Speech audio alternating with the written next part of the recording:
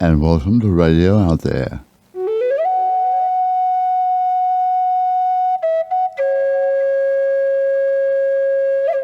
And I'm Barry Eaton.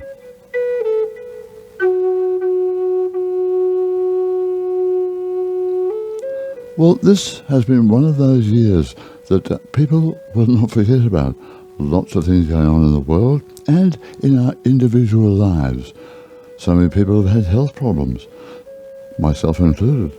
And it's been a year where I think a lot of us would like to forget and move on. Can we do that, though? How do we do it? My guest this week is Josie Thomson, who integrates neuroscience, intuitive leadership, and quantum healing. And she works at the intersection of science and spirit. We're going to talk about how we can help ourselves, not have to rely on others, not have to turn around and wait for some government to pay us or whatever, look after us. No, we have to take responsibility for ourselves. So that is coming up, and also an intriguing look at a very special cave in Greece. All that and more this week on Radio Out There.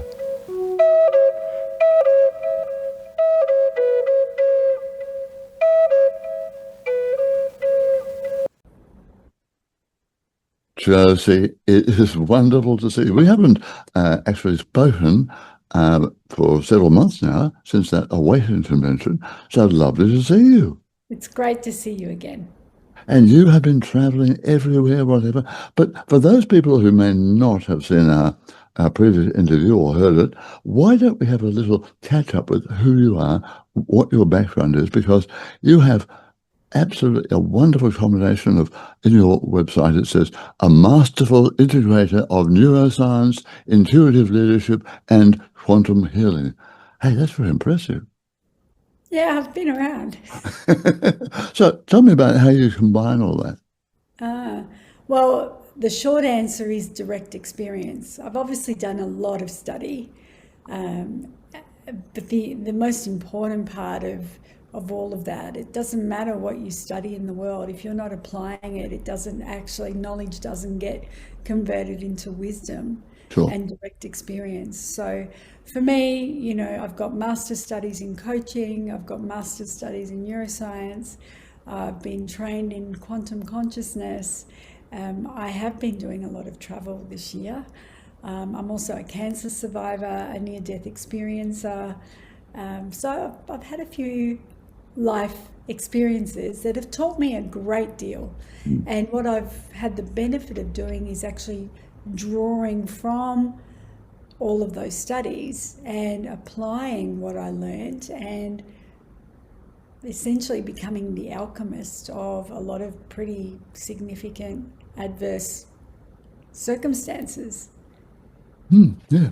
I was having a check of your website, josiethomson.com. That's Thomson without the P. And to see that you are a dual cancer survivor. Now, I thought, wow, that's important. We have that in common. I've had cancer twice as well and had it all ripped out, hopefully. And I've had a near-death experience earlier this year with a stroke, and I was told I should have died. So we have a lot in common. Yeah, it's not something I wear as a badge of honor. It's not something I wish on anybody at all. However, I guess the message from my own experience is that we can transcend some pretty tough experiences, but there's a lot that needs to come into alignment to have that become reality. And you know this. Well, I was told from Spirit that, yes, you can't come over. Yes, you could have died. Astrologically, I was gone, well and truly. But they said, you have more work to do. We have more things for you to do. And I thought, oh, really? So they said, off you go away. Now, did you get that same message or feeling or intuition or whatever? You have a lot more to do. So there's no way that cancer or any NDE or anything is going to stop that. Exactly. Well, the first two NDEs, I was ordered back into my body. Ah. And then the third one, which occurred in 2023, there was a much more detailed visual experience of, being here, there, and everywhere at the same time. Mhm. Since then, I was directed to go to a cave in Delphi, and that's where I received a full body healing as well as, let's say, some kind of a download that energetically is now with me every single day. And since then, my life has been tipped on its head. And from day to day, I really don't know what I'm doing or what I'm focusing on or where I need to be. But I hear the call and I answer the call and I go wherever I'm called. That's it. I know how you feel. Isn't it interesting? Because most people don't realize that we do have an agreement before we come onto the planet each time. And in that agreement, we're going to do so much. You can't pike out of it. You can't sort of say, no, I'm going to jump off a cliff or do something because you haven't fulfilled your agreement. Now, within that agreement, as you said, sometimes there's a lot comes on, but they're all lessons, aren't they? Lessons to help you to advance your soul energy. Yeah, and sometimes they're lessons to help you get on the right path because you've been on the wrong path, and the only way to pivot is to waken you up, literally wake you up out Yeah. of your, unconscious state, into a more awakened state, where a lot more of that connection to the divine is available to you. Mm. And it's really challenging in this world, Barry, because we are bombarded with distractions Mhm. all around us. And I believe it's designed to prevent us from actually connecting in with that inner wisdom that acts as an incredible compass and guide when we're there. So, Yeah. there's a lot of work to actually tune in and tune out so that you can really get into that space of Yeah. direct alignment with who you really are. Yeah. That's very, very true. Now, on that note, you do on your Facebook page every week, you have something called Thankful Thursday. Now, Yes. as we record our chat, it is Thursday, and the program will go up on the Friday, Australian time. And here we are, Thursday. Your latest Thankful Thursday came out this morning, a couple of hours ago, and I thought, right, I'm going to have a talk with Josie, and I have a look what the Thankful Thursday is, Yeah. and we talk about connection despite all the devices, networks, and much information at our fingertips. Now, I opened your book. I thought, just beforehand, I'm going to open up the book that I have here called Enliven. And Enliven is a book we saw at the Awaken conference that you had there. And I flipped it open, right? Just flipped it open. And at the page, it said, meditation is the path to a greater sense of deep knowing and trust about life and about yourself.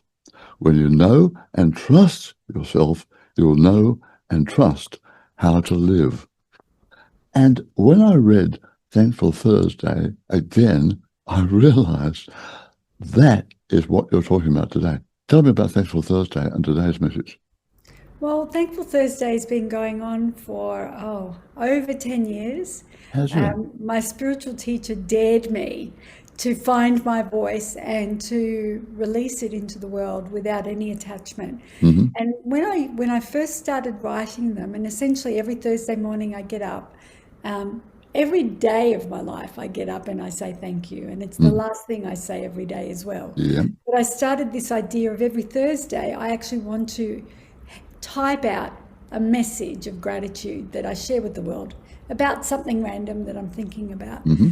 And as I said, I've been doing it for a long time, and it used to be very, very difficult to write and release because I was always worried about how it would land, what people would think. And over time, I've grown more certain about who I am in the world. And whilst I care about people, I care less about their opinions of me and what I do. because I know I'm on path and I'm doing what That's is right. what I believe is right. So every Thursday I write a post, and it's much easier now. It just comes out of me. And this morning's message is all about the fact that, we have this inner system called the nervous system that is wired to respond to every thought, every emotion, everything that we do. And it gets programmed by those thoughts, those emotions, those actions. And so if you're wanting to improve your life, you really need to start becoming a much more conscious creator of how you're engaging, not just with the outer world, but with your inner world, because that becomes the system with which you operate in the outer world. So if you want to be healthy, you really got to start focusing on healthy thoughts, healthy words, healthy actions. What do you need to do to have this body support, maintain and sustain your healthy, balanced expression in the world? Well, there's a wonderful message about that in the message this week, and I quote, "Every thought we think, every emotion we feel, every experience we have reshapes us." Now that jumped off the page at me. Every thought, because I've always had that mantra, what you think about expands. So be careful about what you think. Think about what you want, not what you don't want. It's also where focus goes, energy flows. So even without saying your words out loud, your thoughts out loud, it's energy. And there's a part of you that's tuning into every single bit of it, whether you express it in words or not. Every cell in your body is paying attention. So when you're beating up on yourself, when you're having thoughts that are self-defeating or a little mean towards yourself or others, energetically the harm is actually being internalized in your own system. Yeah, that's very interesting, because you say that there are roughly 86 billion neurons in our brain, passing messages across invisible gaps. Now, Now, I haven't counted them all, Barry. I believe it's actually more than that. I'll take your word for it. But I And like, these neurons exist not just in the brain, in the head, but in the heart and the gut as well. yeah. And they are all interlinked. And there's more neurons in the gut than the heart and the brain. So what does that mean then? That means those gut instincts that we get is a really, really important That's right. sensation to pay attention to. There's more wisdom in that sensation than we've been led to believe, because the brain wants to understand what that sensation's about. So it goes into logic, but the body doesn't speak in logic. The body speaks in energy.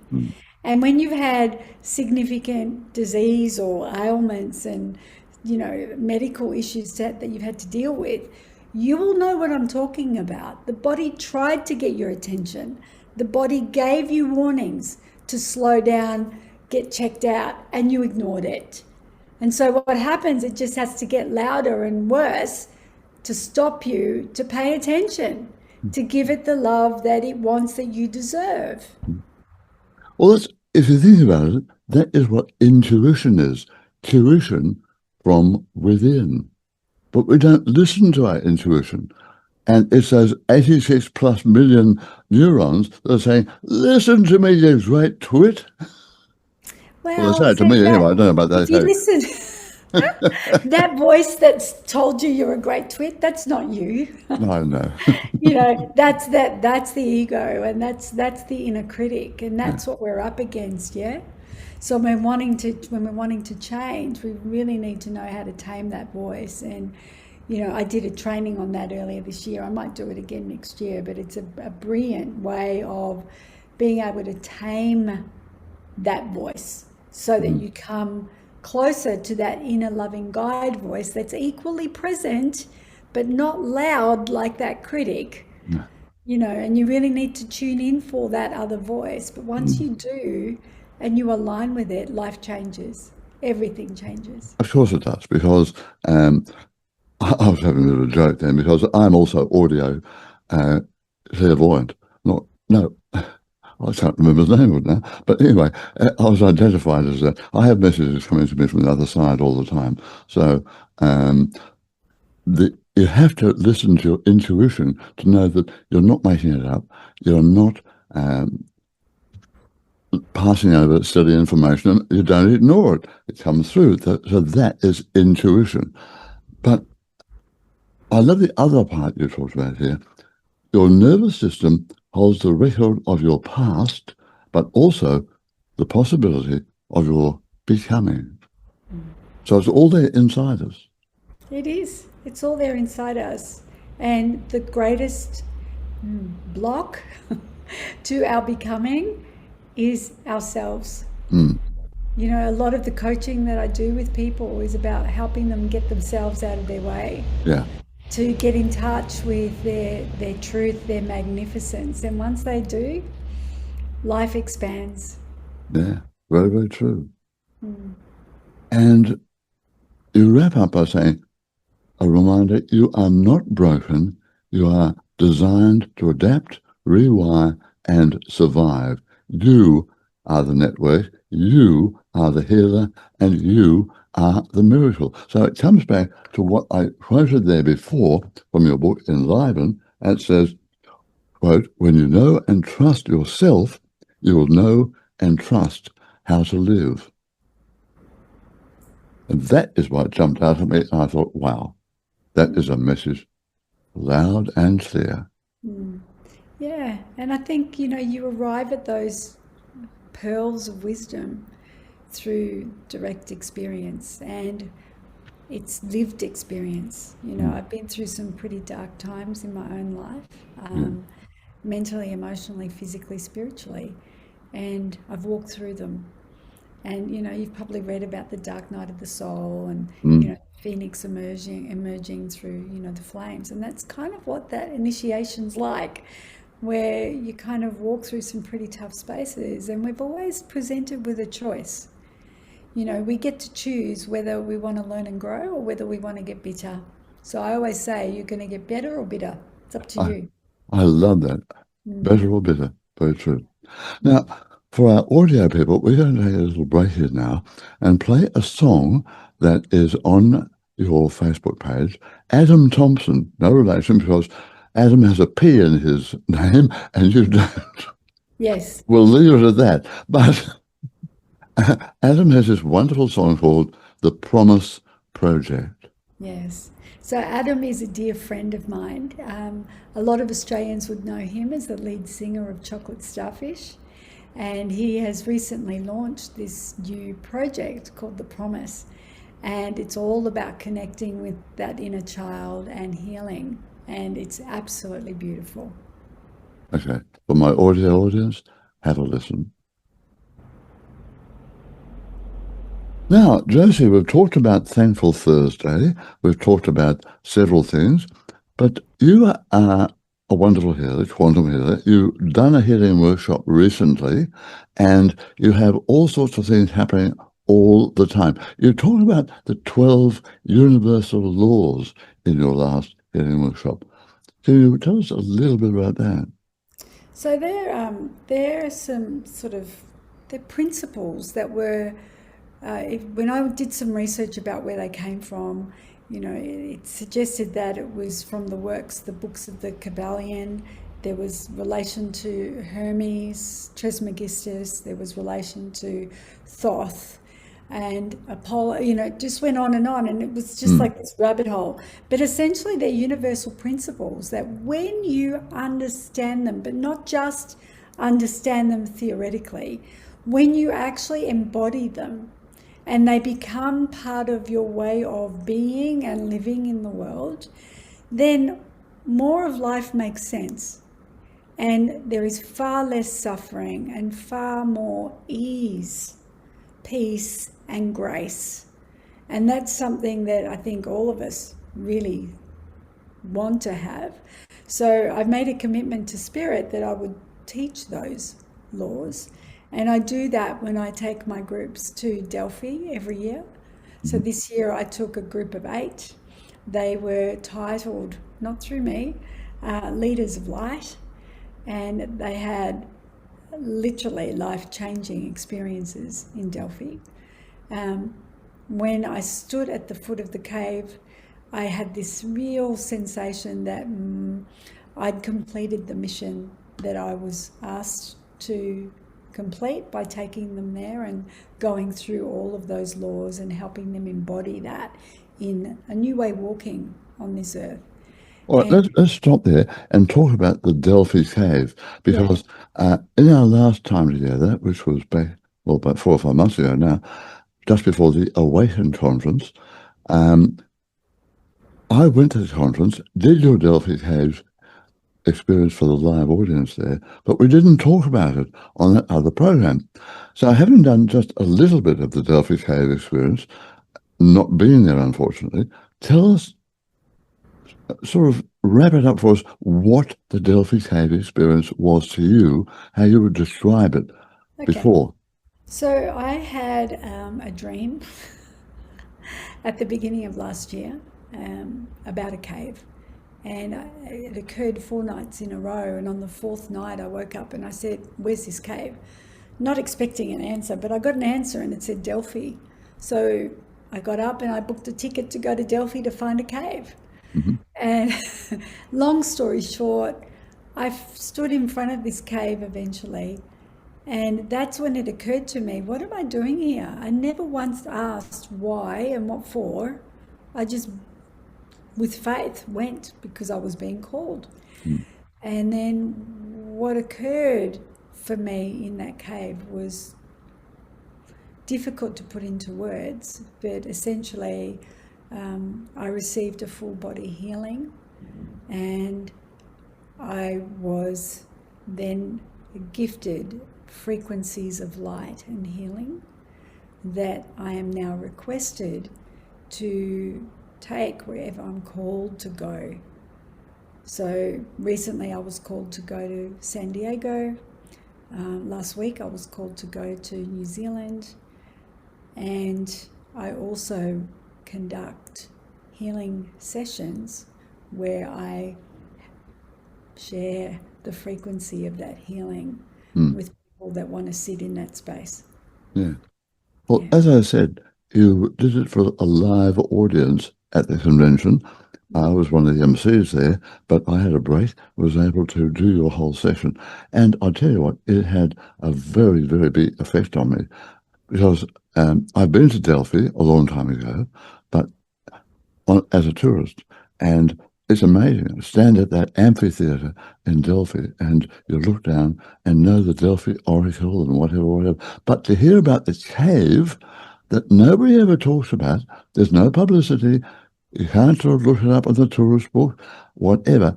You are very special for having that link, shall we say, and being able to share it. Mm. I wouldn't call me special. Oh, I would. I You are think special. there are people, Barry, that they they have these. I'll call it the call. You know, I was called, and Mm, I think in my life I've had many of them, and I've ignored them. But for some reason, this time I heard the call. I answered the mm, call.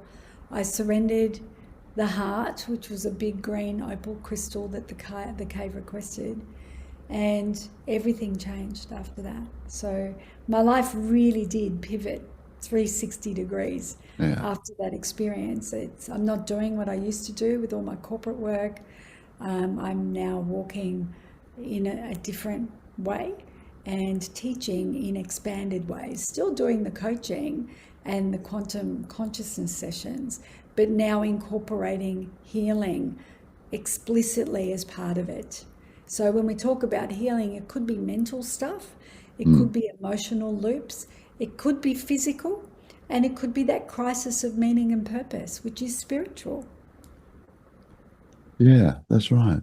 Mm. You have a special program about that coming up in just a few days' time as we go to air on December the 4th, and people can actually share that online. So tell me about that. So on the 4th of December, I'm actually going to share what happened in Delphi this year with the group of 8 people that I took with me. So if people are curious to understand what all that's about and what happened this year, tune in. It's on the 4th of December, and you can get the link for that on my website. And also, if you follow me on Facebook, you'll see the link on there. It's free. It's about an hour and a half online on the 4th of December. On the 4th of December. Yeah. And that is Brisbane time, I would imagine, Brisbane, Yes, Australia. So for Brisbane those time, people 7 listening in other p.m. parts of Australia or Correct. overseas right now, you'll Yeah. have to adjust your watch or whatever to Yeah. Brisbane time on December the 4th. Correct. All right. Yes. So now you had a fantastic experience in the Delphi Cave as an introduction. As you said, this beautiful, beautiful opal was swallowed up by the cave. Not a great story. But was this experience, without doing a spoiler, was the experience with the group very different to your individual experience? Oh, yes. When you take a group of people on something like that, it's going to be amplified Mm-hmm. big time. So, what was interesting was that I prepared them very well before we went to our first cave visit. We actually went twice during the time that we were there together over the 9 days. And the first time they were ready, they were curious, they were open, they didn't know what was going on. And I probably had a little bit of trepidation, wondering, well, what's going to happen? You know, I can't give them a guarantee. Is what happened to me going to happen for them? And I had to let go of all of that and simply facilitate the journey, knowing that they would have the perfect experience that they would allow themselves to have. Every single one of them had a life-changing experience in that cave. Every one of them. Fantastic. And I don't do the talking on that. All of them have written about their own experiences and they're happy to share. And I think that's the best way to do it. But it's just wonderful to bear witness to the life transformations that can occur when you're called and you answer the call. And each one of the 8 felt the call and they answered the call. Now, beforehand, you had 8 people there. Did you have to ask Spirit for permission to do this, or ask the I wouldn't say the owners of the cave, but the spirits who actually are there in the cave? And if you watch the video, you'll probably find out. But did you have to ask permission? The cave requested that I return with 8, a circle With of 8. 8? Yep. And then this year, just when I was finished the second visit, thinking, great, I'm done, it's all done. And the voice then said, right, next year you are to return with a circle of 12. And these will be called the Seekers of the Light. So slightly different curriculum, but just as profound. So do you think the word will spread about the cave? Because, I mean, there's no, as I said, there's no publicity. And I wonder, maybe the cave is able to, the spirits there are able to control what happens with that and only allow it to come out and not have some media hack or something do a rubbish version of the whole story. Well, we're very respectful about how all of this is done. We never ever talk about the cave in terms of the name of the cave. We've all signed a confidentiality agreement around how we speak about it. And it's just this real reverence and honouring of the sacredness of the path. So it's not to be another Camino experience for people, because it's not like that. This is a deeply spiritual initiation that really is meant to be for those people that are called to find it. It's not an easy place to find. Well, that's the whole thing, isn't it? I mean, a lot of people go, when they're visiting Greece, they go to Delphi. I went to Olympia the day before and then Delphi, 2 very different experiences. But in the whole area around there, there's no big sign up saying this way to the cave or anything like that. So it was a very special way that you were directed and invited to come to the cave. Indeed, I was requested to go, Mm. and I answered that call. And there are actually a number of caves in Delphi, so you could easily go to the wrong cave. But when I got there the first time, the locals were saying there's no cave. And I think that's part of the maintaining the sanctity of what it is. Hmm. And it was this dear old woman who happened to be sitting beside me in the lobby one day, and I asked her, and she asked me, "Why do you want to know?" And I told her about my reoccurring dreams. And then she gave me a hand-drawn map of the way to get there. And as soon as I saw it, I went, that's the one. I just knew. And this time, when I went back, Barry, with my group of 8, I left them at the hotel briefly, hoping to go and find this woman in town again somewhere. And I went back to the hotel where I stayed last time, and there she was. And I ran up to her, I wrapped my arms around her, and I just thanked her. And I said, "You have no idea how much you helped me last year by sharing that with me. I am healed, I'm well, and I now have a group of initiates who are also walking the path of light." So it's just beautiful. Magic, Yeah. magic. All right, well, I will do my very, very, very best to be there to watch on December the 4th. Yeah, and we've also got a free healing that I'm going to be doing for friends and family. So it's a VIP friend and family event. It's happening on the 16th of December online, just for an hour. So if your listeners, I consider, are VIP friends and families, just go to josiethompson.com/inner circle, and you can book in to join me for that. Oh, that would be wonderful. Thank you so much for that. Really lovely. Now, Josie, there's so many things we could talk about. We should talk about quantum healing, because you and Pete Smith, and Pete is a regular on the program, we all had a wonderful time at that conference. We all worked there. And that's fantastic. But quantum healing, we have had quite a lot of conversation about that on the program.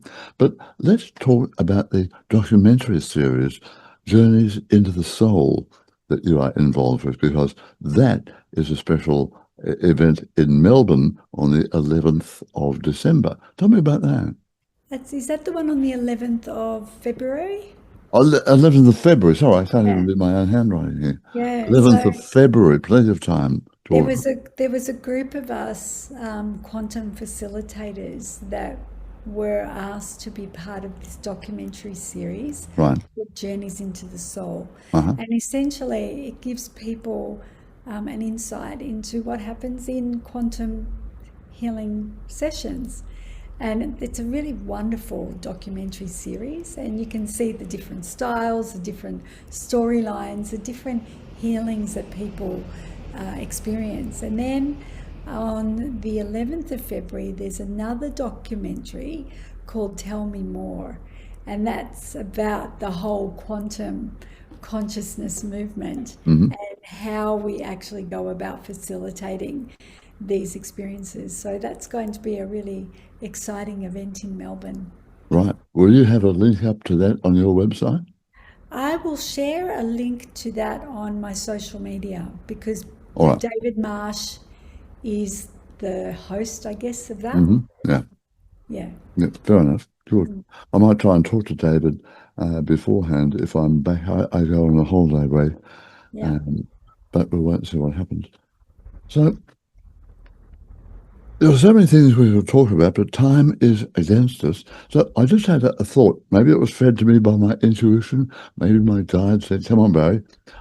Your book, which is fantastic, called Enliven You, a little book of inspirations," as I quoted that one on today's Thankful Thursday, I thought, why don't I just flip it open and wrap up with your thoughts on whatever it is. All right, so say stop when I say stop. Right, here we are, open up. What if every struggle, every doubt, and every conflict were totally untrue? What if you could sail through your days with perfect peace, trust, flow, and knowing that all is well? Tune in and allow yourself to know this truth. Would you like to comment? Yeah. So every thought you have is not a fact. And I think when people realize that a thought is a thought, it's not a fact. And you can choose your thoughts. And just because you have a not so great thought right now and you know that it's not a fact, you can reshape and re-author the thoughts you choose to tune into. So there's great empowerment available to you when we awaken and become much more conscious creators of our daily life. Yeah, so very, very true. Very, very true. Well, Josie, it's been fabulous catching up with you once again, and look forward to chatting again at some stage soon, and also to seeing what happens on in a few days' time there. Thanks, Barry. It's been great to talk to you again. Yeah, you too. All the very best. Now, if you would like to take part in the Delphi Cave experience, what really happened in 2025 on December the 4th, then go to Josie Thomson's Facebook page and you can arrange tickets. Her Facebook page is Josie A. Thomson, Thomson. Well, that's it for this week. Thanks for your company, and I'll be back with you next week on Radio Out There.